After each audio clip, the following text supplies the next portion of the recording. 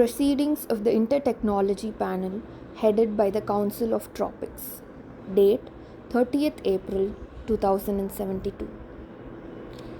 The world awaits the signing of the agreement of the Latitudinal Belt Alliance. The alliance, responsible for building values of each of its constituents, has been conducting weekly meetings to slowly roll out their expansive manifestos. The Technology Panel, one of the most expected gatherings, features over 300 individuals from over 33 nations. Experts and generalists in each of their fields, with a keen interest in reimagining new networks, have been called together to vote on favorable decisions, drafting values into written language.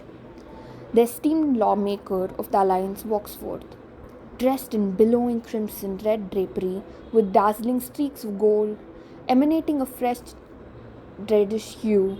They take their place on the stand. Dear fellow humans, they bellow. Their voice carries an immense amount of sadness with an air of trepidity. Bolstering themselves with renewed vigor and hope, they start their speech.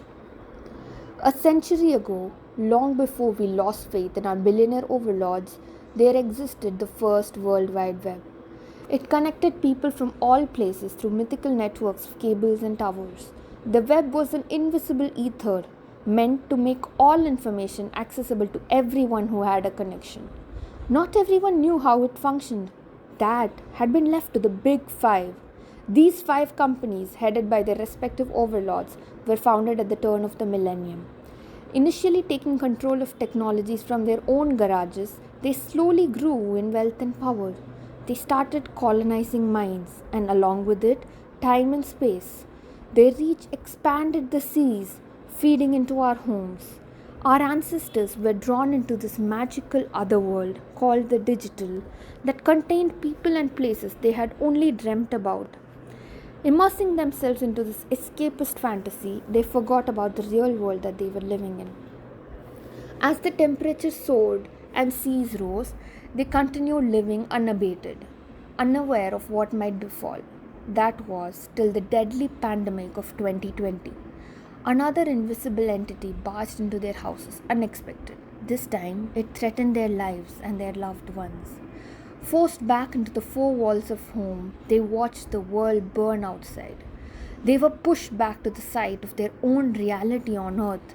Living fleetingly between the physical and their digital selves, they tried to make sense of the two. Misinformation in the digital turned into violence and deaths in the real. While the world went through collective turmoil, the Big Five sat, simply watching. They provided services while taking no accountability for everything that was happening. We helped you connect, they said. Now the rest is yours to save from. Many were angry. They realized they had been fooled and farmed of their data and attention. They were just mere products being advertised to even bigger giants. Of desperation, there arose those within the Big Five who spoke against them. These critics were silenced or fired. Our ancestors realized it was time to turn to themselves. Using the same tool that enslaved them, they banded together across the globe, taking down stock markets and capitalist empires, causing mayhem and thus confusing corporations.